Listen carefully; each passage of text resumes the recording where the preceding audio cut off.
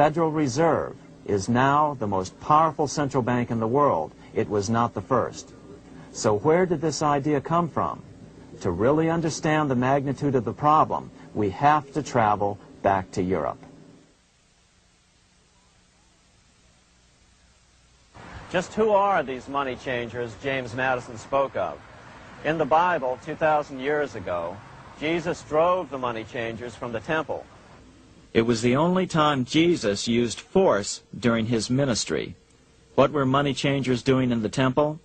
When Jews came to Jerusalem to pay their temple tax, they could only pay it with a special coin, the half shekel of the sanctuary. This was a half ounce of pure silver about this size. It was the only coin around at that time which was pure silver and of assured weight without the image of a pagan emperor. Therefore, to Jews, the half shekel was the only coin acceptable to God. But these coins were not plentiful. The money changers had cornered the market on them. Then they raised the price, just like any other commodity, to whatever the market would bear. In other words, money changers were making exorbitant profits because they held a virtual monopoly on money. The Jews had to pay whatever they demanded. To Jesus, this totally violated the sanctity of God's house.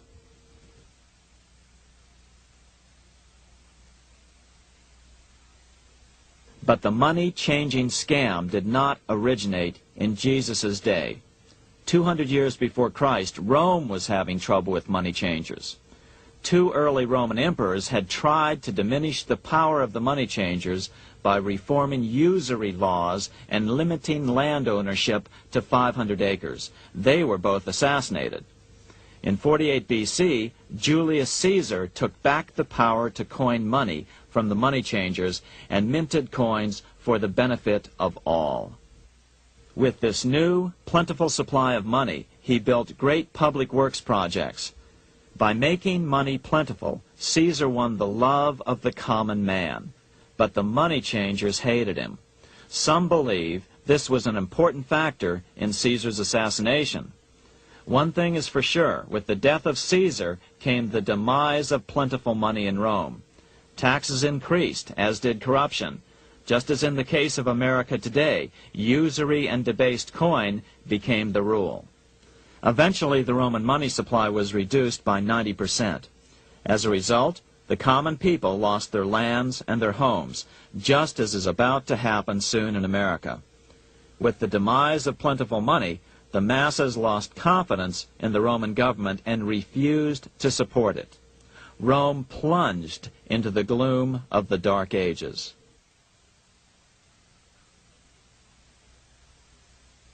A 1,000 years after the death of Christ, money changers, those who loan out and manipulate the quantity of money, were active in medieval England. In fact, they were so active that acting together, they could manipulate the entire English economy. These were not bankers per se. The money changers generally were the goldsmiths. They were the first bankers because they started keeping other people's gold for safekeeping in their vaults. The first paper money was merely a receipt for gold left at the goldsmith. Paper money caught on because it was more convenient than carrying around a lot of heavy gold and silver coins.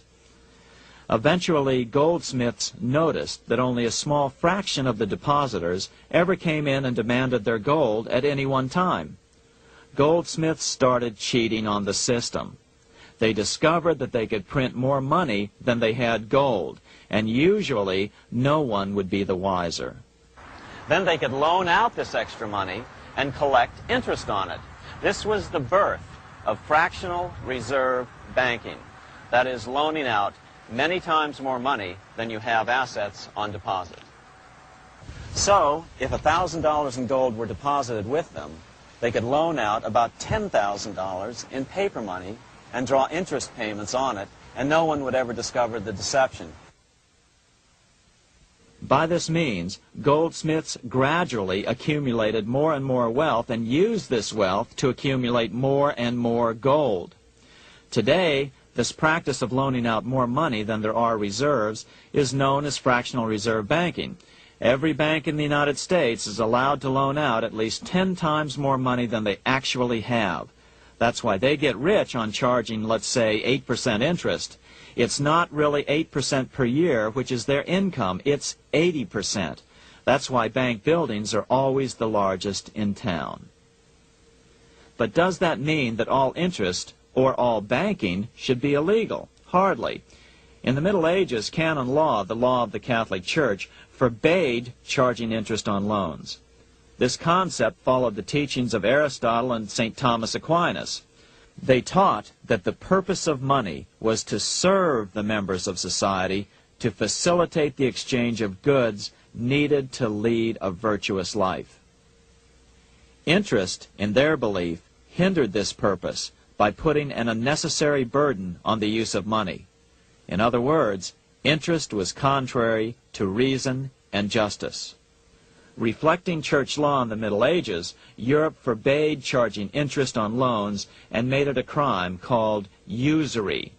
As commerce grew, and therefore opportunities for investment arose in the late Middle Ages, it came to be recognized that to loan money had a cost for the lender, both in risk and in lost opportunity. So some charges were allowed, but not interest per se. But all moralists, no matter what religion, condemn fraud, oppression of the poor, and injustice as clearly immoral. As we will see, fractional reserve lending is rooted in a fraud, results in widespread poverty, and reduces the value of everyone else's money. The ancient goldsmiths discovered that extra profits could be made by rowing the economy between easy money and tight money. When they made money easier to borrow, then the amount of money in circulation expanded. Money was plentiful. People took out more loans to expand their businesses. But then the money changers would tighten the money supply. They would make loans more difficult to get. What would happen? Just what happens today. A certain percentage of people could not repay their previous loans and could not take out new loans to repay the old ones. Therefore, they went bankrupt and had to sell their assets to the goldsmiths for pennies on the dollar. The same thing is still going on today. Only today, we call this rowing of the economy up and down the business cycle. Like Julius Caesar, King Henry I of England finally resolved to take the money power away from the goldsmiths about 1100 AD. Henry could have used anything as money, seashells, feathers, or even yak dung, as is often done in remote Tibetan provinces. But he invented one of the most unusual money systems in history. It was called the tally stick system. Here I have one of the few surviving examples of this form of British money, which lasted 726 years until 1826, a tally stick. The tally system was adopted to avoid the monetary manipulation of the goldsmiths. Tally sticks were money fabricated out of sticks of polished wood. Notches were cut along one edge of the stick to indicate the denominations. Then the stick was split lengthwise through the notches so that both pieces still had a record of the notches. The king kept one half to protect against counterfeiting. Then he would spend the other half into the economy and they would circulate as money. This particular tally stick is huge. It represented 25,000 pounds.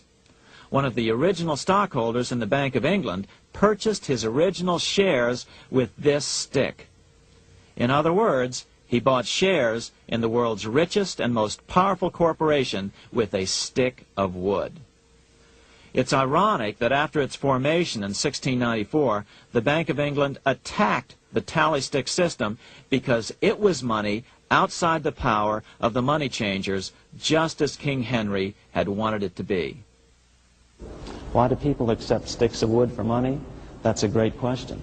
Throughout history, people traded anything they thought had value and used as money. You see, the secret is that money is only what people agree on to use as money. What's our paper money today? It's really just paper. But here's the trick. King Henry ordered that tally sticks had to be used to pay the king's taxes. This built-in demand for tally sticks immediately made them circulate and be accepted as money. And they worked well. In fact, no other form of money has worked so well for so long as tally sticks. Keep in mind, the British Empire was built under the tally stick system. The tally stick system succeeded despite the fact that the money changers constantly attacked it by offering the metal coin system as competition. In other words, metal coins never went completely out of circulation, but tally sticks hung on because they were good for the payment of taxes. Finally, in the 1500s, King Henry VIII relaxed the laws concerning usury, and the money changers wasted no time reasserting themselves. They quickly made